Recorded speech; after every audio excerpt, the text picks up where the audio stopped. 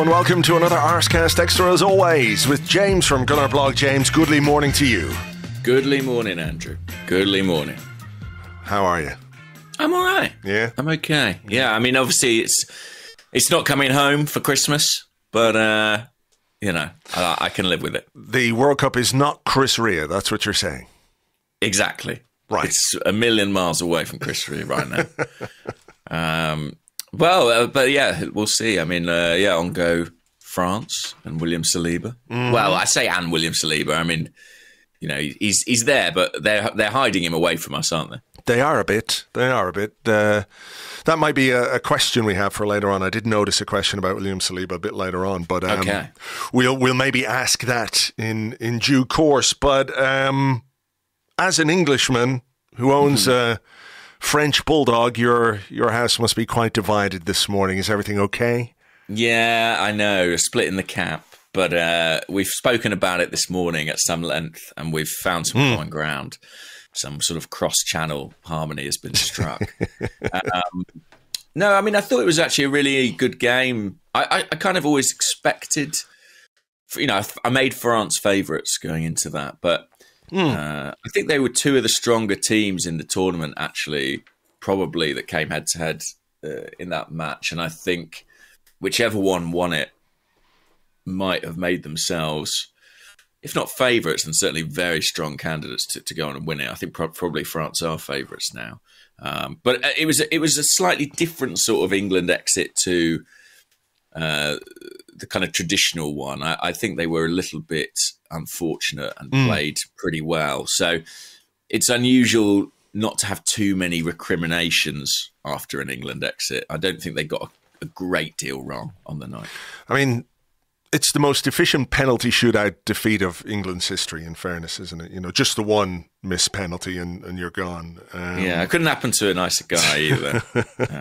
No doubt we'll come to that. And I'm sure, listen, there are many England fans listening to this morning who will be pained by the result because, I've said this before, I think this is maybe the most talented England squad that I can remember for a long time, bar, one or two positions, which I think are a little bit suspect, and I think they're probably obvious to everybody.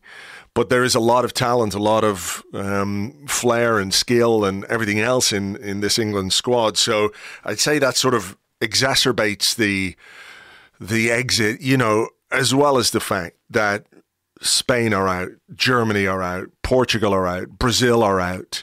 It's not like winning the World Cup is easy in any way, clearly. But there must have been a sense that, if we can beat France, then some of the big boys are gone, and the teams that remain, which is to take nothing away from any of them, do have their qualities, but also their flaws as well.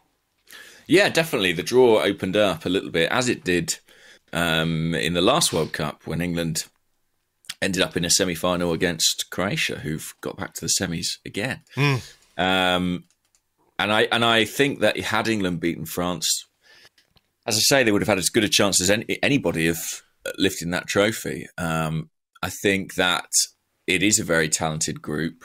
And I think sometimes we forget the strength of the Premier League, the level of quality that these players are playing at week in, week out. And I think we're beginning to see that now after such a long time translate to the international stage. I think England's tournament performances over the last 6 years, whatever it's been, have actually been pretty consistent and pretty good. But yes, it will feel like an opportunity missed because, you had a team playing well, in form, decent looking draw in terms of the teams remaining in the tournament. And it got away from them. And, had Harry Kane scored that second penalty, I don't know, maybe things would have turned out differently. I think they might, yeah. I think they might. I mean, I think on the balance of play in the second half, it seemed like it was kind of England's to lose. And then France got a goal out of nothing, really, after a good cross from Griezmann, and Giroud got across his man. But, yeah, I think if they'd come back into it, who knows? But it is, I think... when you look at the players in that England squad, the ones who perform best in the tournament, the likes of Bellingham and Saka, you add in the, Phil Foden, Declan Rice, there is an exciting layer of young talent there. And, in a couple of years' time and at the next World Cup in 4 years' time, I do think England should be in a strong position to challenge. The vagaries of international football and tournament football make guaranteeing anything very difficult. Of course, and the length of time between tournaments as well. A lot can happen in 4 years. So, but I think there's a good base there. Sure. But yes, I still think in time we may look back on this World Cup as an opportunity missed, especially if we end up with, a Morocco-Croatia final or something like that. Yeah, which is not beyond the realms of possibility. No. It really isn't. We might talk about those games and those teams now in a minute as well. But let me ask you this. When you see Bukayo Saka not get free kicks at a World Cup, what do you think as an Arsenal fan? Because, we've spoken about this, I don't know how many times. The way that he is fouled and adjudged not to have been fouled. And, there's some, I'm sure, recriminations over the first France goal. A lot happened, obviously, between the foul on Saka that wasn't given and the ball hitting the back of the net. Nevertheless, that should have been a free kick to England wide, deep in the French half, and a moment of danger, a chance to create something from a set piece for England. Instead, France go up the other end and, Pickford's tiny arms can't keep out the shot from Tchouaméni. So the Saka thing, I think, is really quite interesting because when I've mentioned it, and I've said it on Twitter a few times as well, occasionally you get a bit of pushback from fans of other clubs, right? Mm-hmm. And it's not that I give a single fuck what any of them think or anything like that, and I very rarely respond to any of it, but you can see it in your timeline where you're being accused of just being biased towards Arsenal, which of course I am. I'm an Arsenal fan. Why wouldn't I be? But I do wonder if incidents like that and some of the free kicks that he didn't get in this tournament might open the eyes of fans of other clubs to what we see on a weekly basis as Arsenal fans. Yeah, it's an interesting one, isn't it? Because obviously this isn't a Premier League referee England were dealing with last night, or even an English referee. So I think it might be slightly distinct. I mean, it's part of a broader picture, but I feel like in the Premier League, what we're watching is a player being refereed in a certain style that almost feels conscious and deliberate, like a sense of this is a guy who, goes to ground easily and we need to watch that. And, I'm filling in gaps there, but it does sometimes feel like there's, if not a directive, then at least a consensus on the kind of player Saka is and how that should determine decisions around him. Maybe I'm being naive, but I feel like it's unlikely that memo reaches, global referees.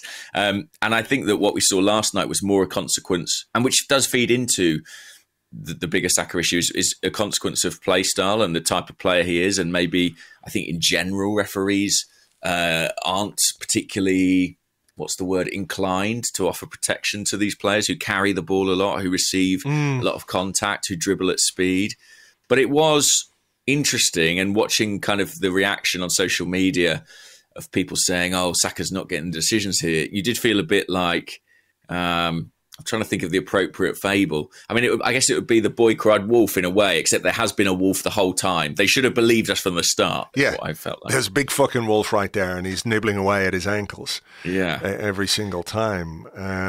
It was interesting though, and as an Arsenal fan, one of the things that really pleased me, and it's something that we've become accustomed to seeing with Saka, is that it never really put him down, and actually, I felt like every time they fouled him, it almost emboldened him. It looked like he realised, well, this is the only way that they can stop me. And the way in which he won the first penalty, was it, for England, with the mazy run from the right-hand side, was fantastic. And we're becoming used to seeing that, Saka receiving a lot of contact, receiving a lot of attention, but nevertheless finding a way to contribute. And the fact that he did that on a global stage, I mean, his reputation sort of internationally grew substantially last night.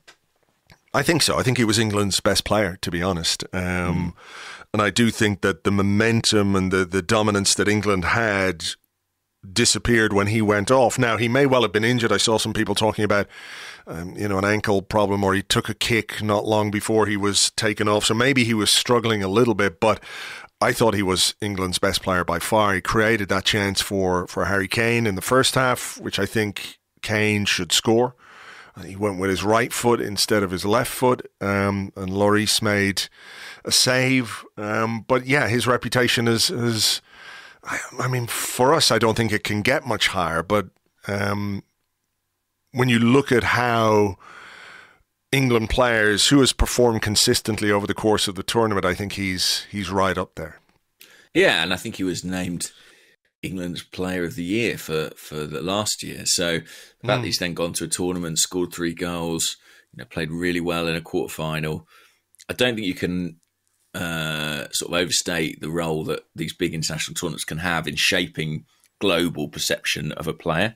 And I think Saka really, as much as we rave about him, I think for people who don't watch Arsenal week in, week out, that was the performance that saw him kind of arrive in some respects. And I think the point about taking him off is interesting. I mean, I could see a logic for taking him off simply in that he had been kicked basically all over the park. Yeah. He was starting to hobble slightly, and every foul, probably takes 5% out of you physically. And if you had 4 or 5, maybe you're not the player you were. And England are blessed with depth in wide areas. I thought if Jack Grealish, say, or Marcus Rashford had come on, that might have been a better substitution. I did think bringing on Raheem Sterling, who doesn't come into the tournament in great form.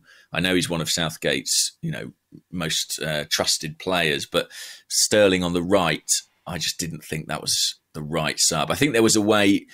England have got such a variety of options in wide areas. There's a way you could have brought Saka off and maintained the threat, but I didn't think that was the right way to do it. And that man, Olivier Giroud, scoring the winning goal. Everyone was talking about Mbappe before the game, and for obvious reasons. But I said in the blog, I think Giroud could have a part to play in this. And I think what's really impressive about him is the fact that at 36 years of age, he still has the sharpness of mind and the sharpness of movement to find enough space to score the goal that he did. Now, I also think it's to his benefit that he was playing against Harry Maguire, a player who, has his moments where concentration lapses or he's not quite at the level you need a player at this stage of a tournament to be. Look, he's had an okay tournament for England, but that's one of the positions I think England can certainly do better in or should be looking to upgrade on. But he just gave Giroud enough space to move in and score that header and be decisive to extend his record as France's leading goal scorer. I know we talked about him last week a bit, but I mean, it's kind of remarkable what he's doing at his age. Yeah, it is. And I mean, the way things have fallen out in such a way for Giroud that this tournament has given him this opportunity. I mean, if you remember, Karim Benzema was selected in the France squad initially and would probably have been playing all these minutes. He had to withdraw, and Giroud has stepped back into the fold, and it's like, he was never out of it. I mean, he's been really excellent for France. Another big goal for him. On they go. And I think, as I said at the top, really, you have to make them probably the favourites now. I just think, the level of quality they have, Griezmann, Giroud, Mbappe, Dembele. I think, obviously, Argentina have Lionel Messi, who's outstanding individual talent, but I think when you look at the depth and quality throughout the squad, France are probably the strongest. But of course, people don't retain World Cup. So if they can do that, I mean, it would be a magnificent achievement. It sure would. The quarterfinals, from an Arsenal perspective, have been good. That's true. I mean, yes, I think As much as English Arsenal fans would have been disappointed to see Saka come off yesterday, they probably would also have found time for a quick sigh of relief that he left the game seemingly without a serious injury. Yeah. And gets away from the tournament without a serious injury. Well, that's it. And Brazilian Arsenal fans will obviously be disappointed at their exit, but at the same time, we get Gabriel Martinelli back. And like 2 days ago or whatever it was, when did I record the Arsecast with Lewis? I think on Thursday, we were talking about Saka and Martinelli, right? And if England had beaten France and if Brazil had got beyond Croatia, both of those players would have been at the tournament right until the death, because at the very least they would have been involved, or their teams, whether they would have played or not, would have been involved in the third and fourth place playoff at the very least, and if not, maybe the final, right? Mm-hmm. So you're thinking about, well, who are we going to play against West Ham? It's going to be Eddie Nketiah up front, and it's going to be maybe Reece Nelson on the left and Fabio Vieira on the right, because you can't realistically expect two players to go all the way in a World Cup and then just come back and play a week later. I don't think you can. I know this is mid-season. I know this is part of the job and everything else, and it's a special sort of circumstance where I don't think players need as much time off, because obviously the World Cup is not happening at the end of a season, so they need the holidays after a long season and then being away playing a tournament, etc., etc. But I don't think it would have been realistic for those two to be involved in that game against West Ham. And now you're looking at both of them being available, fitness permitting, and fingers crossed there are no issues there. They'll get a bit of time off, they'll come back, they'll start training, and there is no reason, I don't think, why they can't play against West Ham. And that's,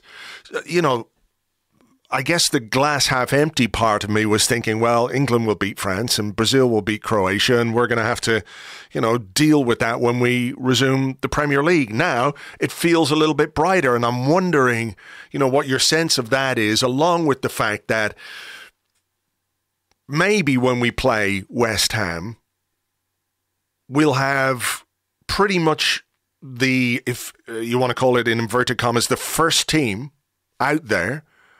And the only change might well be Eddie Nketiah in place of Gabriel Jesus. And I know there's an issue there. I know everyone wants Gabriel Jesus to be fit, and we all, wish him a speedy recovery, etc., etc. But I do think there's something a bit more reassuring when you're just changing one piece. Maybe Saliba will be there, maybe he won't. And, you could play Ben White and you could also play Tomiyasu. So nobody's going to be too freaked out about that. But it maybe makes life a little bit easier for Eddie Nketiah to sort of try and fill the boots of a guy who's been so important for us, if the other pieces around him are the pieces that are there week in, week out.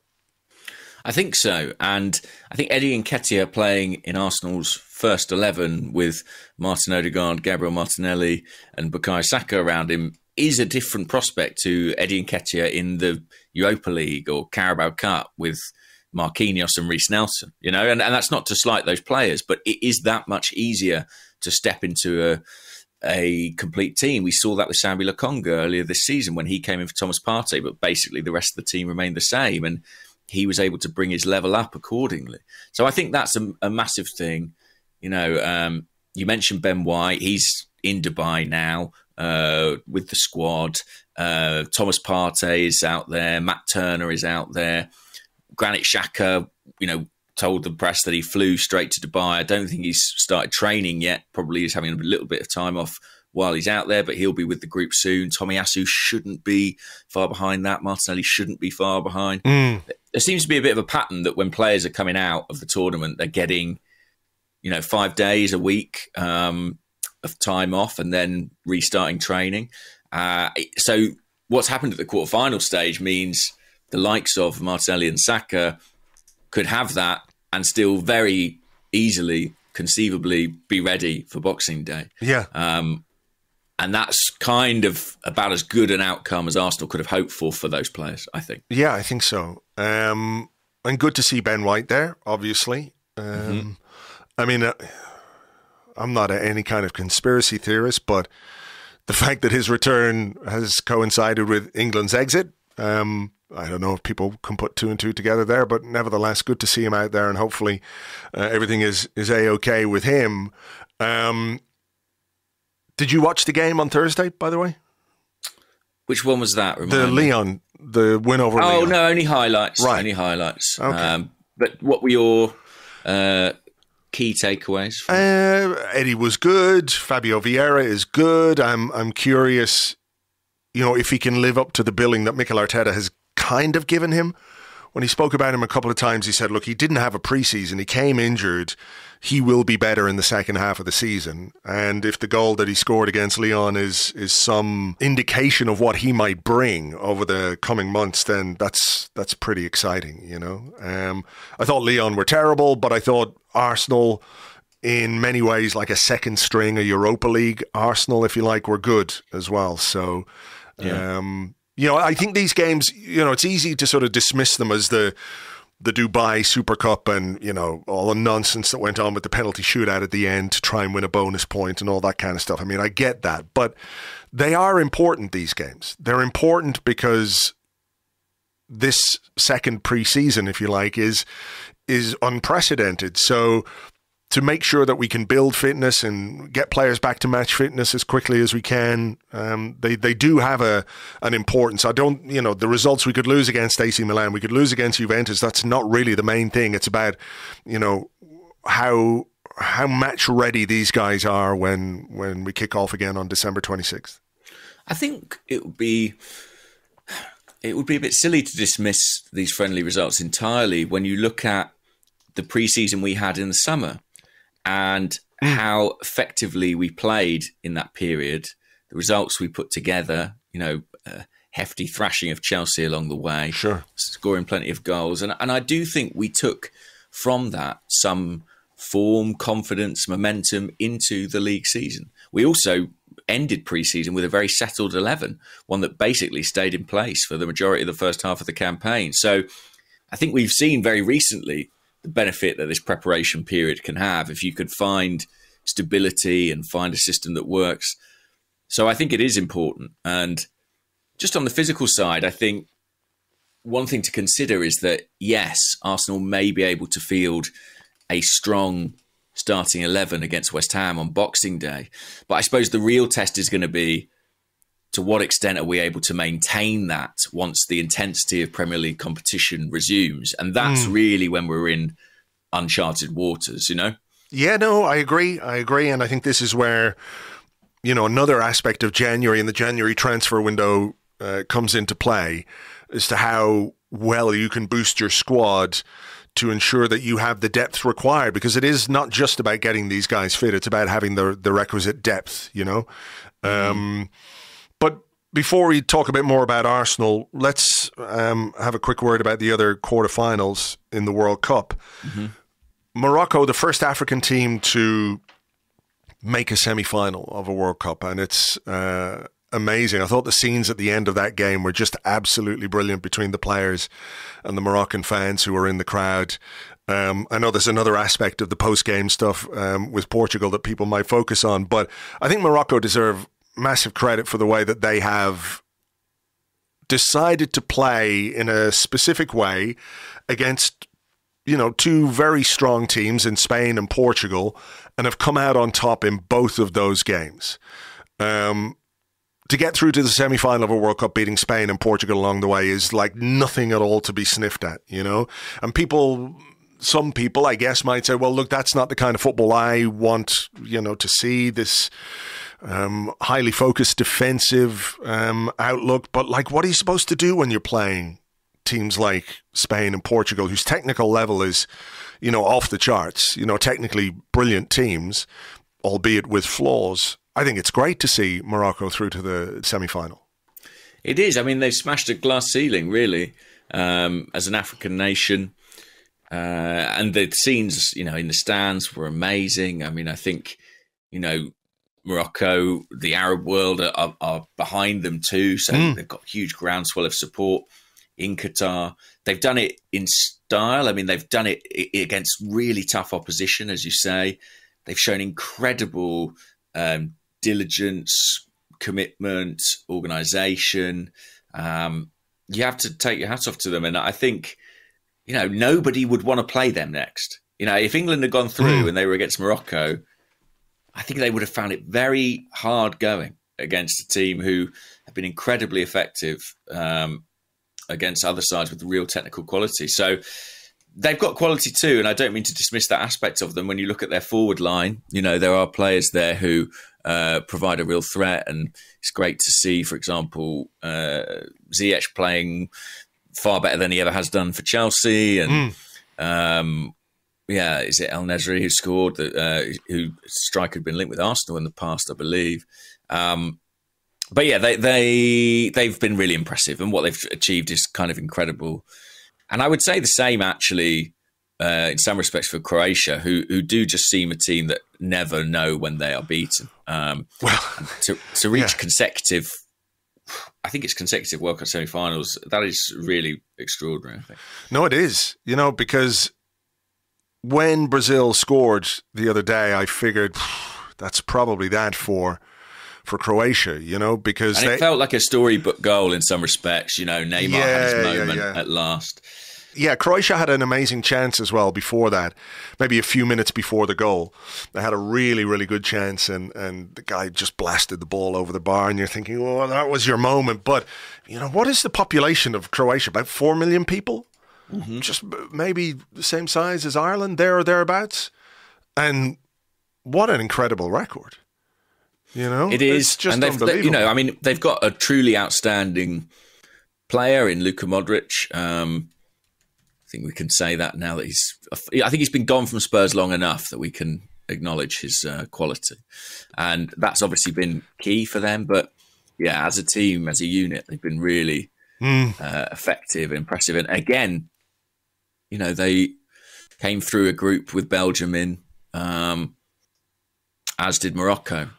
So yeah, they've earned their place, and Brazil. I don't know if you watched the Brazil Korea game, but Brazil were unstoppable that night and looked like they'd finally clicked. And to be honest, like it might be a bit of a procession, but didn't prove to be the case at all. No Martinelli, no party, and I thought it was very nice of Alisson to get out of the way of as many of the penalties as he did. But this is, I guess, why people love the World Cup, right? That things like this can happen.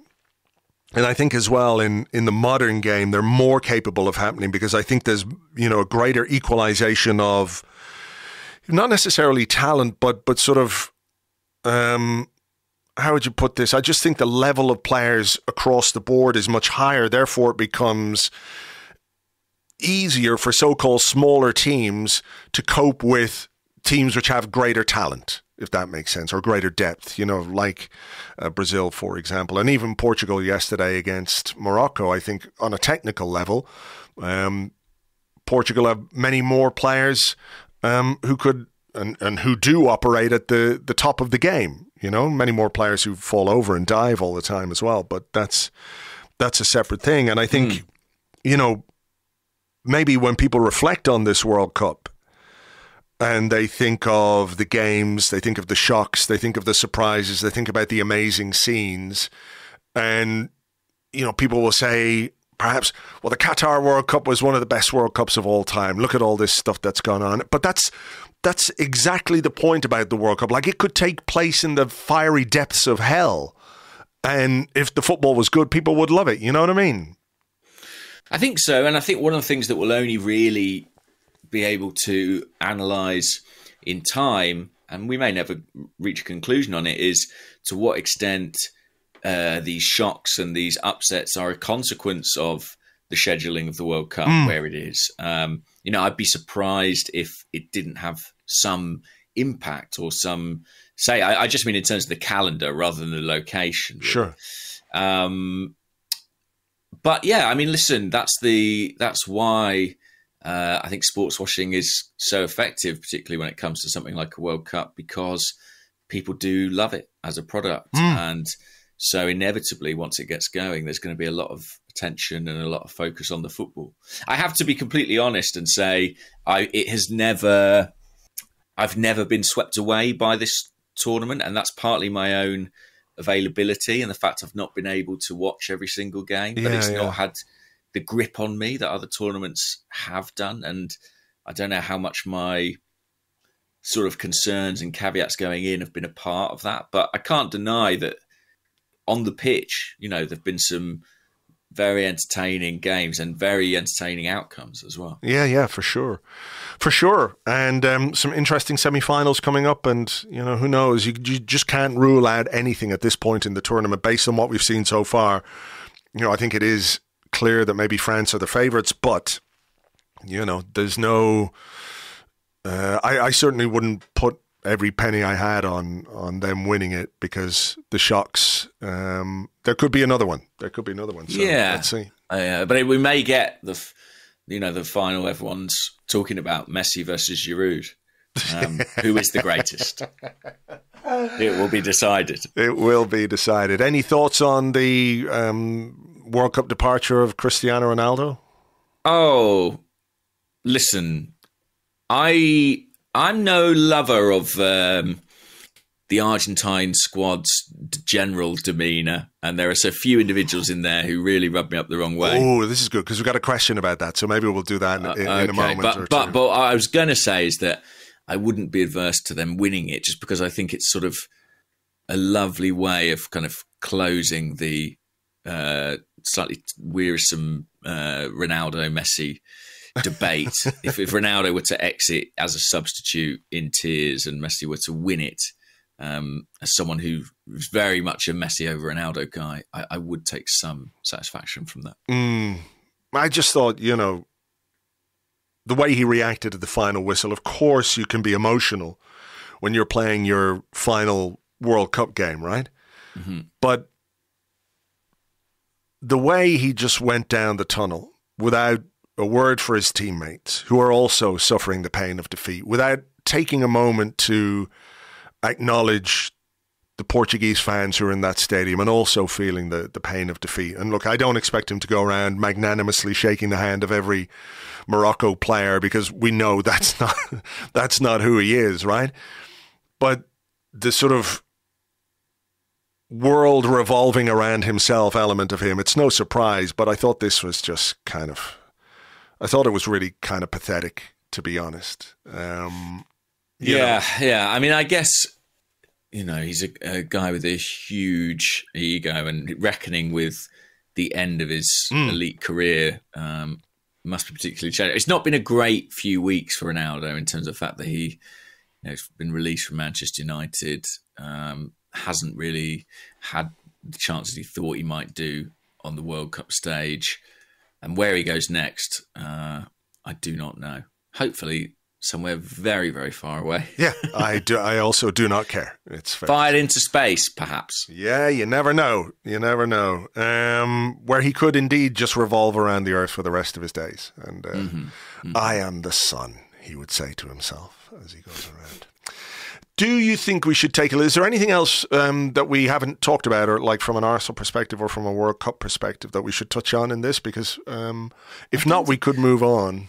I think we've covered most of it off. I'm sure there's questions on a couple of other elements. Okay, well, look, we'll take a little break here. We will come back with your questions and more in part 2 right after this.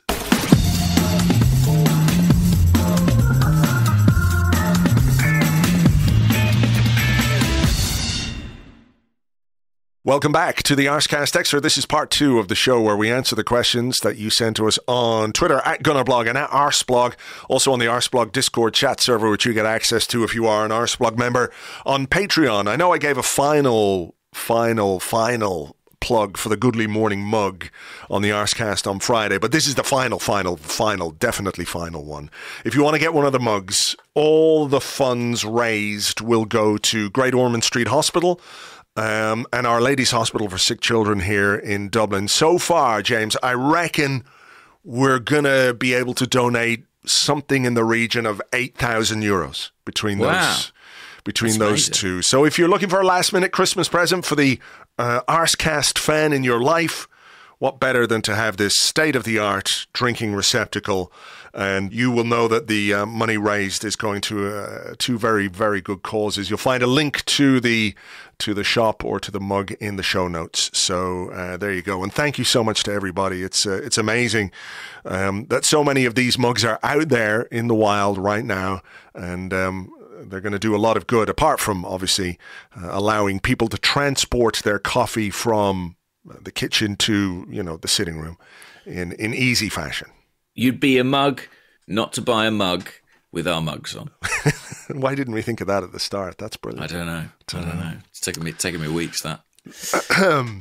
Sorry, I nearly choked here. That's fine. Yeah, let's have a question. You go ahead while I catch my breath. It was a beautiful slogan, so I don't. That's what it was. It's choked up here. Okay, here's a good question. I thought. Okay. From Benson on Twitter at Benson1981. Why are we talking about players needing a rest after the World Cup? Saka played 4 games, 292 minutes. Last year, between November 20th and December 11th, he played 5 games and 353 minutes. What's the difference? Especially when you consider he didn't need to travel within Qatar because all the games were basically in one city. I guess the difference is the tournament itself and the weight of the importance of the tournament among the players. Mm-hmm. Like physically, I absolutely get that. Probably the demands at the World Cup might even have been, well, as he's pointed out, are lower than if he was playing domestic football. But there's like a change of focus, isn't there? That you are competing for the biggest international football tournament in the world. There is a measure of investment, I'm sure, that goes with that, and you will obviously feel disappointed if you're knocked out. I think Granit Xhaka, the way he spoke the other day was really interesting, to say, look, it's disappointing, but I'm going back to do my job and, get down to hard work again. I think that's probably his coping mechanism, if you like. Whereas other players are going to feel slightly different or slightly unhappy or disappointed, or it might just take them a little bit of time to refocus. And that's why I think it's probably smart that Arsenal have given the players, a week off? The guys who've been at the World Cup, they've given them a week off to just sort of go, wind down, come to terms with the exit from the World Cup, and then, right, here you are again. This is your job. Get back to work. And I think that's probably smart. It just gives them that chance to sort of wipe the slate clean a little bit. So I think that's the difference for me anyway on these players and how we get them back and how we get them back firing as quickly as possible. Yeah, I think that is one of the key differences. I also think, I think basically whether these fixtures were being played in Qatar, whether they were being played in the Premier League, what do we associate with playing football at this particular time of year, November, December? Often it's injuries and a need to rotate. And that's sort of what I alluded to in part 1 when I said the true test will be once the games start coming again.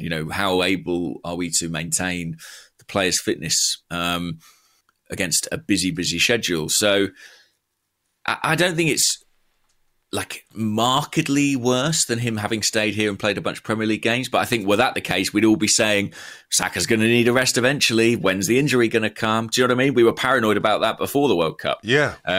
We'll be paranoid about it after the World Cup. It's kind of our nature as fans, I think, to worry about this stuff. But yeah, I think there's a big psychological component too. And hopefully that week off, as you suggest, provides that buffer the players need to be able to refocus on the task at hand. Sure. Okay. Let me ask you this one. From Para. He is on the Discord and he says, "Goodly morning. Really appreciate the banter. The bants regarding Cristiano Ronaldo. But how do you feel about the offensive Argentine team? Really find it hard to support such an unsportsmanlike team. Any thoughts?" And this kind of goes into what you were saying a few minutes before the break. Well, yeah, I mean, so I gather that, Argentina upset a lot of people with their reaction at full time. But from what I could see, Holland were at least playing their part in terms of sort of trying to put players off when they were walking up to take the penalties and things like that. So I'm not that sort of exercised about it. I mean, Argentina team engaging in gamesmanship I mean, it's sort of no news to anybody. So they're not my favourites. They're not the most lovable team in the tournament, but I get it. What about you? I kind of love it. Right. Okay. And I think it is absolutely right to point out that there was a pair of them in terms of the penalty shootout, trying to put each other off. And why not? Why not? This is top level sport.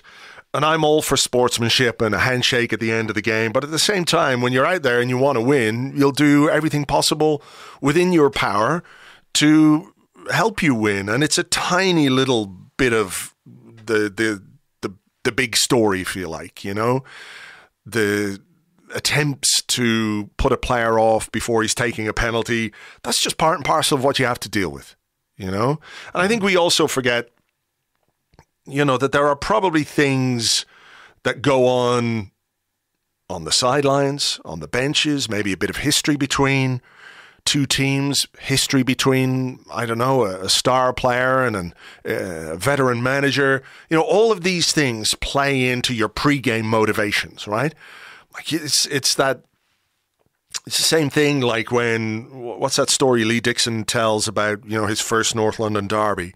And Tony Adams and somebody else, they pin him up against the wall to tell him just how important this game is, right? Yeah. So if we're Arsenal fans and we see our players do Argentinian, in inverted commas, do Argentinian stuff to Tottenham, we love it. Why wouldn't we love it? Especially if, they miss penalties in a penalty shootout and we win. What way are you going to celebrate? You're going to celebrate right in their faces. And I just think that's part and parcel of the game.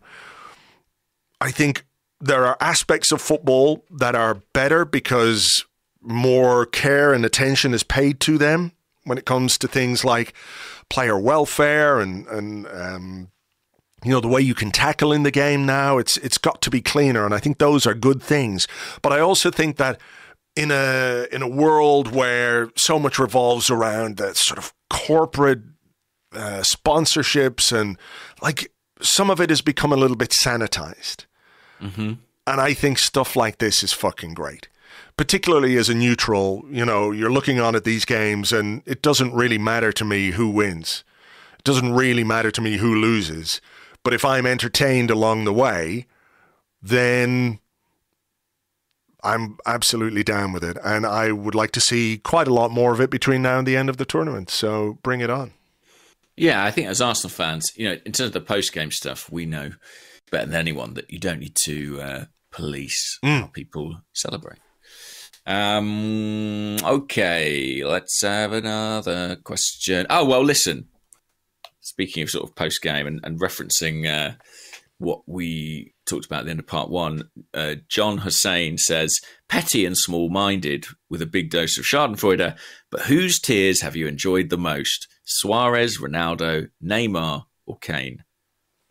Just put them all in a big bucket and I'll drink.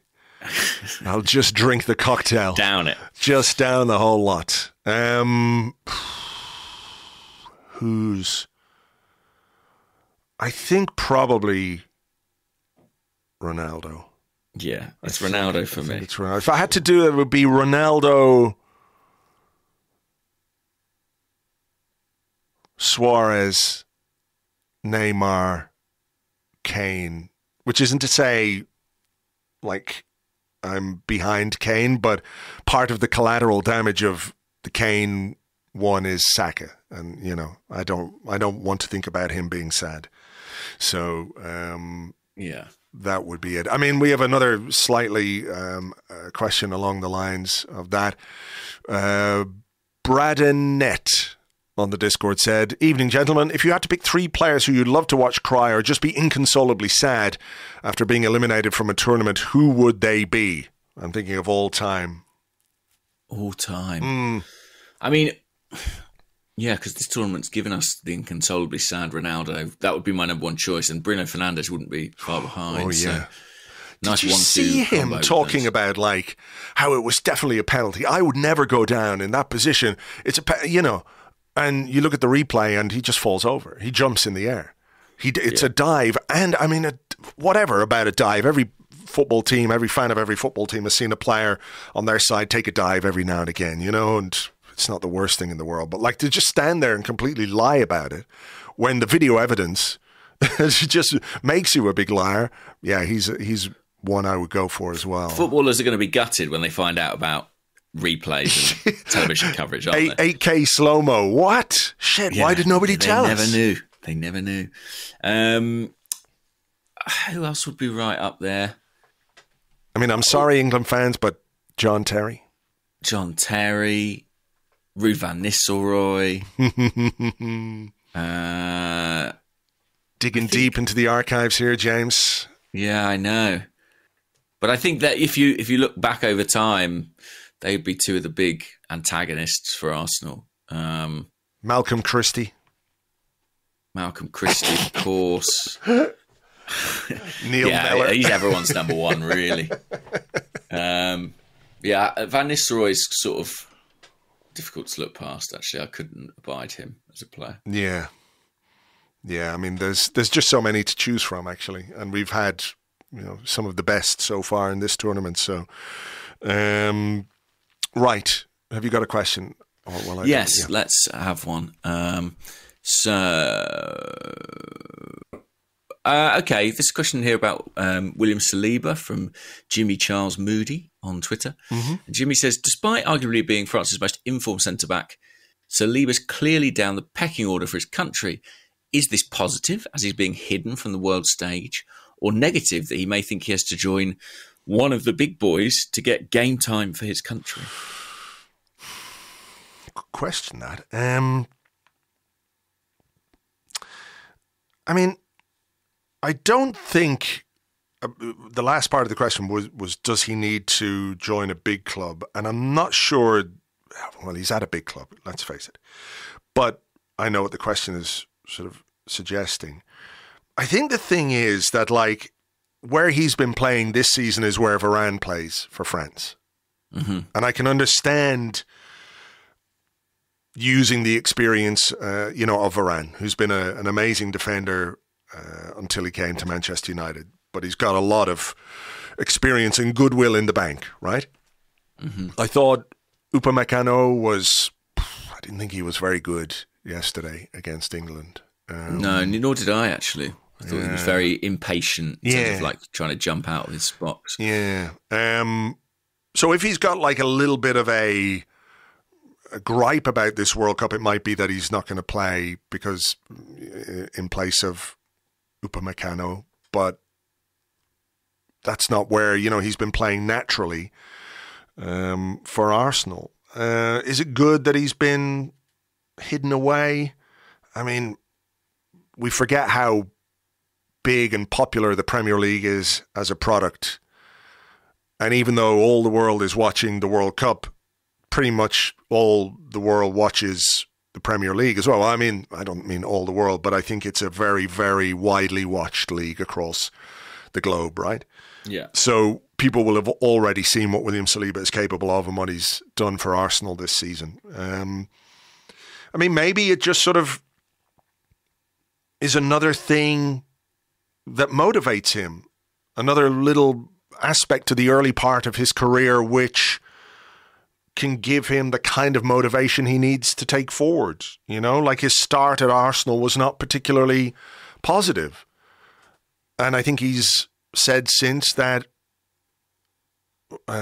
that's been not necessarily a good thing for him, but something that he's been able to learn from, that football is not always easy. Football, is a challenge, is a thing that you have to work for. So maybe that aspect of it will be a positive for us. I suppose the other thing is that he's not going to come back particularly fatigued, having not really played he hasn't played at all, has he? Did he come on in one game? I think he came on in one game. So no, I mean, I don't worry too much about it on any level, really. I think his target was to make the World Cup squad, and whether he thought he was going to start games, I don't know. But I guess the experience will make him want more, and to make sure that he gets it, he's going to have to keep playing at the level he's been playing at for Arsenal. So I don't really worry. What about you? Yeah, I think it's worth remembering that probably a year or so ago, he was by no means a certainty to make the World Cup squad, and he fought his way through a lot of competition to make that squad. And also France underwent a formation change of plan. It looked like they were going to be lining up in the World Cup with a back three. I think that would have given him a real chance of playing on that right-hand side. They ended up going with a 4 predominantly, and he's a less obvious fit with Varane there. But I'm sure he'll be looking at it and thinking, Rafa Varane's 29, he'll be 30 before the end of the season. Be looking at the Euros and the World Cup, especially beyond that in 4 years' time, thinking I should be in my peak, in my prime at that particular point. So he'll be targeting that, I imagine. This will have been an experience for him, and I'm sure he'll be glad to be there. I'm sure he'll wish he played more, but I don't think it's a bad thing. And I think, I'm looking forward to seeing him again in an Arsenal shirt before too long. Here's one from Ken Moody, who's at Ken_Moody on Twitter. He said, what impact do you think his England experience will have on Ben White?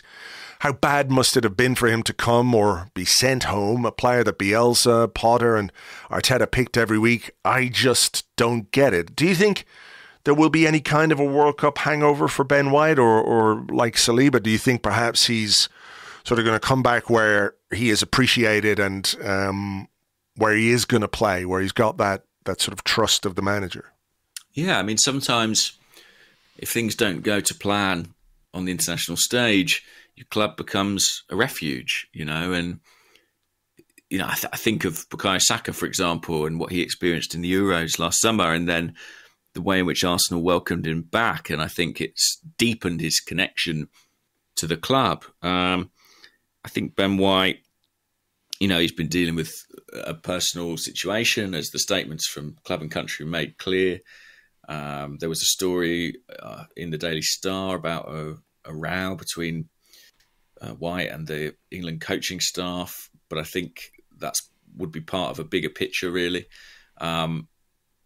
I guess I worry about it in the same way I worry about every player coming back from the World Cup, in terms of where their attention, where their focus, how ready they're going to be for the resumption of the Premier League season. But I do think that Ben White is happiest playing club football, and I think he loves and relishes playing for Arsenal and Mikel Arteta. And I think he'll probably be very driven and determined and focused to get back to doing that and enjoying what is his day job, his thing he does week in, week out.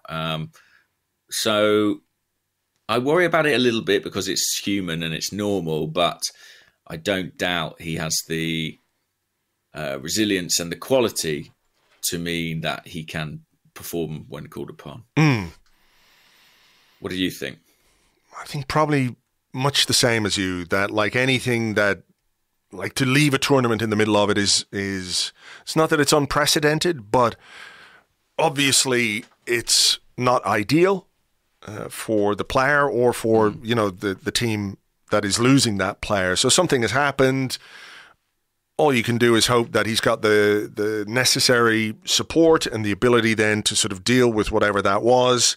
Like you, I think there's a bigger picture here that we probably won't get to find out about. I think the personal reasons aspect of it is just that. It's personal. I don't think there's a smoking gun that's going to emerge or anything like that. But I'm confident that he has got what it takes to just sort of pick up where he left off. I think he is that kind of character, I think he, from the interviews you see, from the way you hear him talk, I think he's quite sanguine about football as an industry, if that makes sense. He knows what it is. He happens to be really, really good at a thing which lots of people love, but which in itself is just a really weird kind of industry, because of all the bits and pieces that go on and the demands and the external factors and internal factors and all that kind of stuff. And I think he is quite able to take distance between, himself and his role in football, in the game itself. So I think I'm pretty confident that he's going to be able to just crack on once he comes back. Let's hope so, because we definitely need him. one of our outstanding players of the season so far. For sure. Nicholas Alm on Twitter asked or said, I read quotes from Saka saying how he was sorry he's never gotten to meet Arsene Wenger. Isn't that baffling considering Saka was in our academy during Wenger's last year? Also, have we come to a point where Arsene returning, if only for a visit, is becoming a priority? I was surprised by that, I have to say. I think my timelines have sort of blurred a bit in my mind. I was like, he's never met Wenger. Wow. That is strange. You know, for a player who was clearly a big talent in the academy. When did he make his Arsenal debut? In November 2018. So a matter of months after. A matter of months after. Arsene's departure. Yeah. It is surprising because, you know, I just wonder if the last few months of Arsene Wenger's, or last year maybe, like even when there were international breaks, you'd see things like academy players training with the first team to make up the numbers, you know? Yeah. And I'm just surprised that in all of those times, all of those opportunities, he wasn't one of the players that came across to train. Yeah, and to be honest, I'm so surprised that I'm sort of questioning whether that's even true. But you'd think as like a 15 or 16-year-old, if you met Arsene Wenger, you'd remember it, you know? Yeah. I think, did Arsene Wenger talk about it? I think there's some quotes here from Arsene Wenger. Let me just see if I can bang them up.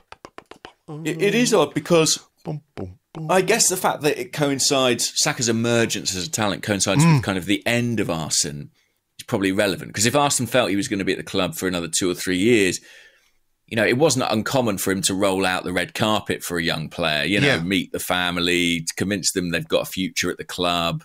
That was relatively common practice at one point. Yeah. Wenger said, or told L'Equipe when Saka had said what he said, that's very nice of him. We'll end up meeting each other one day, of course. I'm happy about his development, the fact he's still playing at Arsenal. I was told about him when I was still at the club. He was one of 2 or 3 young guys who were coming through. I heard very good things about him. So it does seem obviously true that they haven't met, which is a surprise. As for whether Arsene Wenger will return to Arsenal or not, at this point, I would suggest a meeting between Saka and Wenger will probably happen outside of Arsenal. That feels most likely, doesn't it? Rather than it happening when or if Arsene comes back. I'd say the chance of them meeting elsewhere first seem greater. They do, yeah. They do. And I do think that, you know, we've talked about this many times, but Edu and Arteta have really said all the right things about Arsene and made all the right noises. And I strongly get the sense the ball is kind of in his court as to, you know, how, if and how he might revisit the club. I'm sure he would be incredibly welcome. I think it's sort of in his hands, really, how he chooses to deal with that. I don't expect it to happen anytime soon, to be honest. Okay, here's a question from BF Jesus on the Discord, who says, outside of a magical knee repair for Gabriel Jesus, what do you think is at the top of Arteta's holiday wish list? Beyond, you know, the big box of roses and after eights and socks, new socks. Yeah, of course. Holiday wish list. Let me put it another way. Do you think the injury to Gabriel Jesus will impact what Arsenal do in the January transfer window? And I realise that's kind of a broad question because it may or may not directly impact what they do, but do you think it will play a part in whatever decisions they make? That perhaps, let's say they're going, maybe we won't do the winger now, we'll do it in the summer. Do you think something like the Jesus injury would make them more likely to go down that direction in January than if they were maybe thinking of biding their time? I think it impacts the urgency, if you see what I mean. I think it impacts how the priority of doing it now. I'm not convinced it means they'll pivot in terms of sort of positional targets, because I do think they'll be looking at the composition of the broader squad. This is my opinion. I don't know this yet as fact, but I would not be surprised, for example, if, before the Jesus injury, the prime target was a wide player, and after the Jesus injury, that remains the case. I'm not convinced that an absence of 2 or 3 months will make them go, we must buy a centre forward. I might be wrong about that, but that's just my read on the situation based on sort of how they've behaved previously. But I think it might influence, as I say, the urgency, the imperative, because I think actually a wide player still makes a ton of sense. I mean, one of the things I think that's going to be really interesting about Jesus's injury is how willing is Mikel going to be to try options other than Eddie Nketiah? I'm sure Eddie will get his chances, but there are other players in that squad who I'd be very intrigued to see play through the middle. I mean, for example, Gabriel Martinelli, if you were looking for a striker who could replicate the work rate, the ability to carry the ball, the goal threat, Martinelli really, really, I think, does have a lot of those similar sort of tigerish centre-forward traits. Yeah. I think that's kind of dependent, though, on having somebody else for the left-hand side, whether that's a fit again Emile Smith-Rowe or whether that's a signing. It does depend. Or both. Because, look, there's no way Eddie can play every minute of every game. No chance. We have to take into consideration the depth that we have. And if he thinks that with another wide player, he can use Martinelli as a centre forward, or he can use Smith-Rowe as a false nine, or whatever that might be, if that gives him the depth to do that, and he's happy enough to wait for Gabriel Jesus to be fit again in, February or March or whatever it might be, then I think that's probably more likely than Arsenal going out and signing some kind of a striker. So, I mean, we had a lot of people, Gunnar Works on the Discord was saying, what about a loan move for Memphis Depay? I've seen his name come up a couple of times. I mean, do you think that might be something they would consider, a loan move for a striker? Or is the priority just doing what they think they needed to do anyway in January, and then you sort of cope with what you've got based on, what is in essence then a stronger squad, even if you're missing one of the key pieces? I don't hate the Memphis idea. I have to be honest about that. I think that he's a very gifted player, and if you could get them on loan, there would be some merit to that. I do look at him and sort of think, is he a fit for the project? I mean, I'm not sure about that. When I look at just sort of age profile, personality profile, is he an Arteta type of signing? Not sure. He feels a bit glitzy, if that makes any sense, for Arteta's tastes. But yeah, I think, you make a good point about all the games. This period, if we assume Jesus is going to miss a few months, which after surgery I think is a conservative estimation, to be honest. We've got an FA Cup campaign to consider. We've got the resumption of the Europa League probably within that time period, as well as all these Premier League games we've got to make up between now and the end of the season. So Eddie can't play every game. Someone else is going to have to. I just think that, if you've invested in a big contract for Eddie at the end of last season to be your backup centre forward, and your primary centre forward picks up an injury that's not super long term, I don't know. I almost feel like if you're not giving those minutes to that player then what were you doing? Do you know what were I mean? you thinking? Yeah.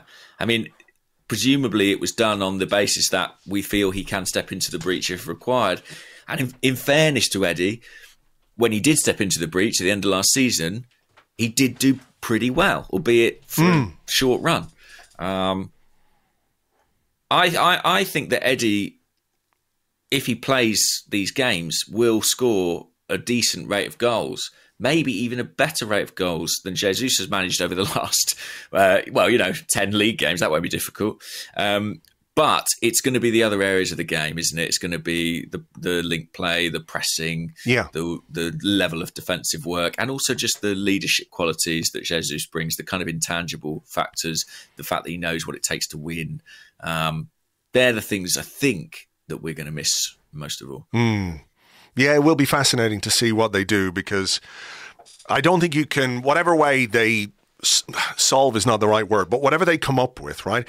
You can't not react to the injury to Jesus. You just can't you can't just sort of say, well, we've got enough. I don't think you can. I think this is a squad that Mikel Arteta himself would say needs a bit more firepower. I mean, he said that in the summer. That's what he was looking for. And then I do wonder if what happened in the summer might be part of why they won't deviate from the plan, because they deviated from the plan in the summer to react to the injuries to Partey and El Neni and didn't get what they needed to get done. So I just wonder if this time around they're saying, okay, well, we had the plan. This is not what we were expecting. This is far from ideal, obviously, but let's focus on what we were, going to do anyway. And then we can, if not muddle through at centre forward, we've got those internal solutions, if you like.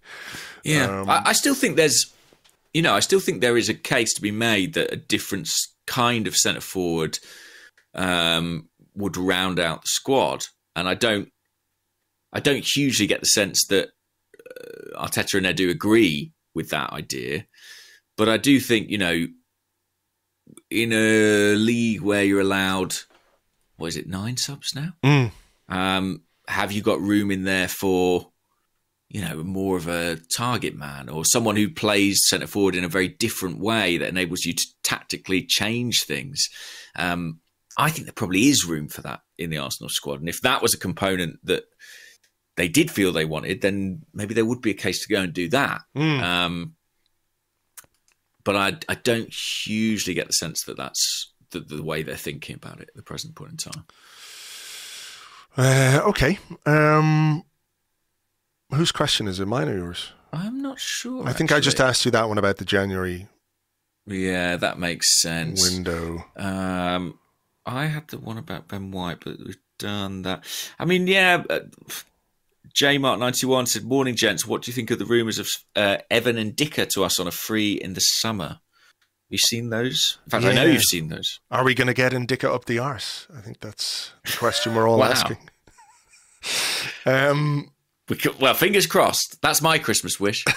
Oh, hang on. Did we answer that? The Christmas wish becomes Christmas wish. Well, I think he will want a wide player. That would be... Yeah, I think that will remain the priority as well. I think that would be Arteta's holiday wish list. Yeah, I mean, Ndicka is a left-footed centre-half who's available on a free transfer in the summer, I believe. And I think we have been linked with him before. Whether or not our interest is real now, I just don't know. But I do think that, given the selection of Gabriel in pretty much every game that he is available for, he plays, right? We know Mikel Arteta really likes a left-footed central defender on the left of his two. And we've only got one of them. So on that basis, I would say it's probably, credible in terms of the profile of the player, but whether or not it's that particular player, I'm not sure. Yeah, I that's how I see it as well. I don't know if they're aware. I know they're aware of Ndicka, but I don't know if it's developed to the point where they would actually consider him a serious target. But I do think that particular position is something they may look at. when they were looking at Lisandro Martinez, one of the advantages they saw in him is that he could have also slotted into left-sided centre-back if required, as well as being a left-back potentially. Pablo Mari obviously sort of hasn't really worked out, and it's likely he'll leave the club permanently before too long.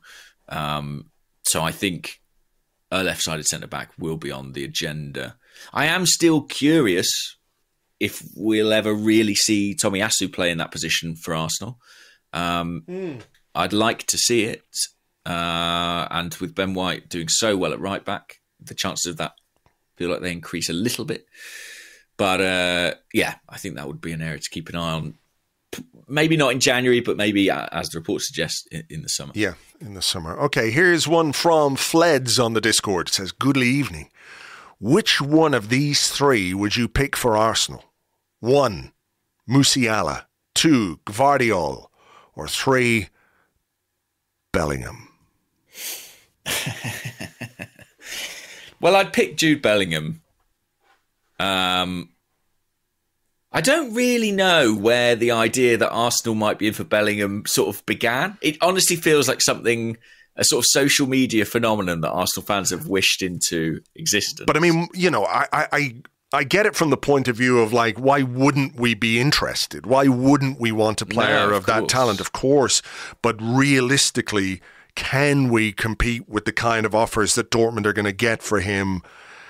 I'd be really surprised. Like, I think Arsenal would be entirely foolish if they didn't at least explore the possibility that, 19, 20-year-old Jude Bellingham might be interested in joining an exciting project with, some England teammates like Ramsdale, like Saka, like, Ben White briefly, maybe Emile Smith-Rowe if he gets back in there. Why wouldn't we try at least and just sort of dip our toe in the water? But I think the reality is it's going to be beyond us to give Dortmund the amount of cash that they want, and also, to compete with the kind of offers that are going to be made from elsewhere. I think that's probably true. I think the front runners in this race for a long time have been Liverpool and Real Madrid. But I suspect more and more clubs will get involved in that tug of war based on his performances in the World Cup. I mean, he's a really, really outstanding young player, 19, plays like he's about 10 years older than that already, can do it all. And I think it's had a really huge impact on the England team, would have a big impact on the Arsenal team. I have to be honest and say I don't think it's enormously realistic. But, it'd be nice if we had a go. I suppose it would be a bit like when Arsenal bid for Mbappe against Paris and Real Madrid. Do you know what I mean? Like they stuck their hand up and had a go. Listen, Arsenal are a really attractive club. They're a really attractive club to join. Yeah. Great project, great manager, likely to have Champions League football again next season. You get to live in London. It's in the Premier League. Great. I just feel like, I guess a bit like Haaland, like Bellingham is approaching that point where he's going to go for very, very, very, very high prices all round. And he's probably want to go and play somewhere where, I don't know, he's going to win. He's going to almost guarantee himself a certain level of success in his career. Yeah, for sure. I mean, I think 12 months ago, if you were to suggest it, and look, I think he's like Saka, but probably even to a greater extent, I think Bellingham's star has risen during this tournament, and you can understand why. He's just a superb player, and at 19 years of age, to have the assurance and the composure that he has, I think is something else. And I think probably, 12 months ago, we would have had zero chance of attracting a player that good. Yeah, that's true. Right? And now I think you could make a good case for it. And I can imagine that maybe, like, Arsenal could be an attractive destination to Jude Bellingham. But, when the other offers come in, if it's someone like Real Madrid, I mean, that's kind of hard. I mean, the other thing as well is I think Haaland, when you look at his actual transfer fee, it's not ridiculous. Well, it was determined by a clause. Yeah, so there was a clause in his contract which made the transfer fee, I think, in the ballpark of most big clubs and what they're capable of putting together in terms of a package.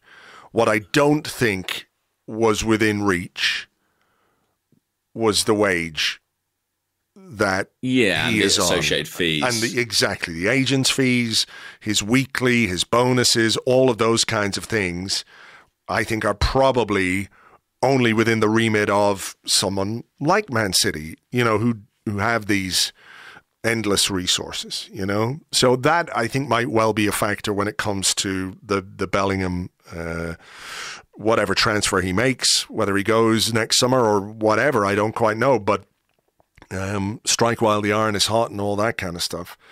There are some interesting players in that England midfield who are going to move. I mean, Bellingham, I think, is one, probably next summer. I think we'll be talking well over 100 million euros, probably. Mm-hmm. And then I think Declan Rice has made it really clear that he wants to play Champions League football and has almost no chance of doing that with West Ham next season. I thought, to be honest, he had a pretty good tournament as well, and I think he's a really good player. Do you think he's going to go just back to Chelsea, Rice?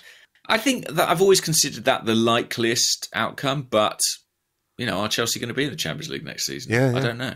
I mean, I guess he may feel, with the history they have of qualifying for that tournament, albeit under different ownership, they're sort of a safe bet. But I think he'll move to a big club in the summer again for a pretty sizable chunk of money. I suppose the question for Arsenal will be, to what extent do they want to go and sign those players who are already sort of established England internationals, or do they try and pick up, the next Rice, the next Bellingham? Yeah. I don't know. I mean, one thing that is interesting is they've shown they are prepared to pay a premium for English talent. If you look at Ben White, Aaron Ramsdale, they recognise that there is a premium on those players, and that I guess they recognise there is a value as well. So that is interesting. And the other thing, just to sort of briefly cut in, I'm sorry, is that you can, if you're thinking about this Arsenal team and where hopefully it's going and how it's getting there, right? Bellingham feels like a perfect addition, right? And when you think about what we need, when you think about our midfield, Thomas Partey and Granit Xhaka, two experienced players, but both 30 thereabouts, right? And you have to start then thinking about your succession plan. And when you look at this World Cup, when you look at the talent that's in Europe at this moment in time, Bellingham feels absolutely the perfect fit for this current Arsenal team, which is why I think that's why there is this sort of clamour about his, in inverted commas, signing. It's simply because everyone can see how well he would do at Arsenal. Yeah. That's all, that. Not denying that. I mean, the time has been that, Arsenal would have signed Bellingham when he was 16. Do you know what I mean? Like that. There was a time where that was the sort of deal we were doing, going and taking him off Birmingham in the same way we took Theo Walcott off Southampton. But, Dortmund ultimately took him, and who can argue with their record as brilliant people to kind of manage young talent and put them on, give them the platform they need to get to the next level of their careers. It worked brilliantly for Haaland, and it's worked for Bellingham, and it's going to mean that the next time Dortmund come in for an elite level 16, 17-year-old, everyone's going to take that offer very, very seriously. It's a very well managed career, though. Bellingham. It's very smart to do what he did, and I don't want to annoy Lewis Ambrose in any way by saying that Dortmund are like a feeder club. That's not what I mean. I think they are willing, to give these young players a chance that they probably wouldn't get at Premier League level. That is it. They give them this first team experience. They reap the benefits on the pitch and financially as well when they move these guys on also. So it's like our club's going to be brave enough to make the commitment to a young player like Bellingham, in the future to say, okay, if you move to us, I know you've got like this option, but we will give you those minutes in the Premier League. And maybe the other part of it is maybe the player is better for going to another league, for going to the Bundesliga, for going to another country, for learning another culture, another language, all of those kinds of things that as part of your development, not just as a footballer, but as a person, I think is really, really smart as well. Well, everyone talks about Bellingham's maturity, the fact that he went and played in another league at 17, that's got to be part of it, as you suggest. And the time has been that Arsenal probably could sign a teenager and say, yeah, we're going to give you minutes and you'll get opportunities. There was a period where Arsenal could do that and probably stay in the top 4 to a certain extent. I'm not sure how feasible that is in the Premier League today. If you want to be truly competitive at the top end, I don't know how likely that is. So you probably are having to buy players who are more established, as we've seen this summer with the likes of Jesus and Zinchenko. But listen, don't get me wrong. In answer to the original question, I dearly love Jude Bellingham at Arsenal. Yeah, I have to say I've been really impressed with Guardiola as well, though. I think he's, for 20 years of age, maybe we're, watching Saliba, we're a little more open to the idea of a young defender being as good as that, but I think he's really excellent. There was a lot of talk about him in Chelsea, wasn't there? Yeah, they tried to do that last summer, I think. And I still think they would be front runners because basically all those lines of communication are already open. But he's a top player, and to be fair, so is Musiala as well. Yeah, he's exciting. I mean, if you're looking for a winger, if you're looking for a wide player, there's one right there. But I don't think that's in any way realistic. I don't think Bayern Munich are in a rush to get shot of it. I wouldn't have thought so. All right, look, I think we should leave it there for today because it is freezing cold here in Dublin today. I don't know what it's like in... It's chilly. It is really cold and my heating is on the fritz. And I can no longer feel my toes. So I think I got to get up and move around a little bit lest I get frostbitten. And we don't want that. Nobody wants that. Nobody wants that. Maybe Cristiano Ronaldo would want that for me after all the things I've said about him. Especially because there's some of the things we've said, exactly. All right, well, listen, to you guys, thank you very much indeed, as always, for being here. Hope you enjoyed the show. For now, take it easy, enjoy the rest of the weekend, and we'll catch you on the next one. Bye-bye.